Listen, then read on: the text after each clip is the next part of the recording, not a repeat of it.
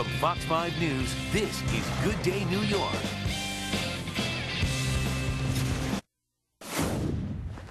In health news this morning, bundle up. It's going to be a cold weekend. All right, but people who exercise, I mean, the real hardcore, keep in shape people, they're outside even when it's cold out. Not us. We're inside. Going to the gym, if anything. Yes, in and out. But there's some people who insist on going outside to run. I admire them.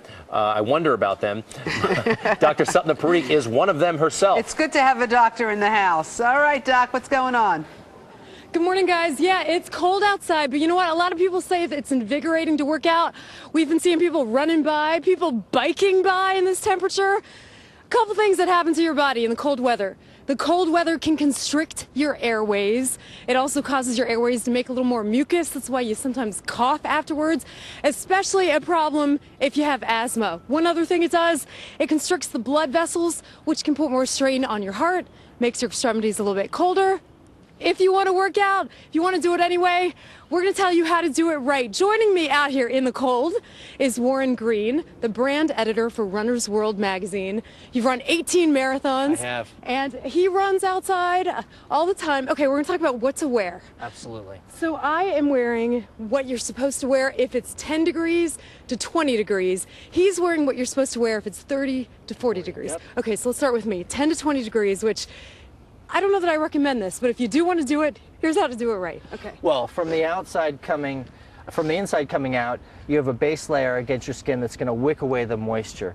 This second layer that you're wearing, and both these layers are by Saucony, this second layer you're wearing is going to be a thermal layer. It's going to trap that heat next to your body. It's going to keep you really warm. Okay, so I've got the base layer that's keeping the sweat away, because cotton, it's cheaper, but if you're sweating, it sort of leaves it there and makes it worse. It right? does, and in the cold weather, if you've got water next to your skin, you're going to be colder. And then I've got the wind jacket on top. That's my third layer. That's your third and final layer. It's a thick wind jacket.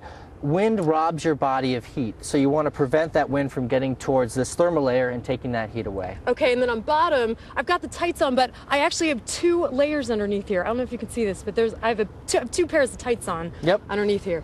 And these two pairs of tights are by Nike, and the same idea applies that it applied up at your top.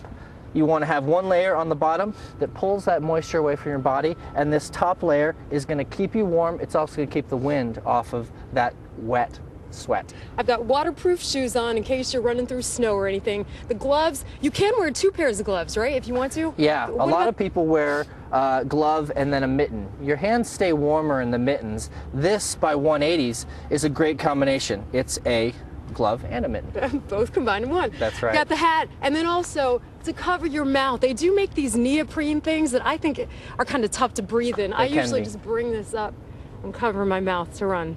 All right, so let's talk about you. The temperature's 30 to 40 degrees, which is kind of, we're at the bottom of that today. That's right. You've got two layers on top instead, right? I do. Yeah, and the same basic idea applies. I've got a base layer next to my body that's going to help move away that moisture, and then a thermal layer that's going to keep the heat next to my skin. Okay, so two instead of one. He's got one layer on bottom. He's got the earmuffs. You're not really covering your mouth. A lot of people out here aren't. One quick thing, though, it does get darker earlier in the winter. You going to show them your headlight really quick? Right you can wear a headlight on your head. Thank you so much, Warren. For all of you guys, if you want to do it safely. This is what to wear. And yeah, I hope it's invigorating. Back to you guys in the studio. Okay, thanks, Up. Thanks very much. Mike Woods has the weather for us. Hey, Mike.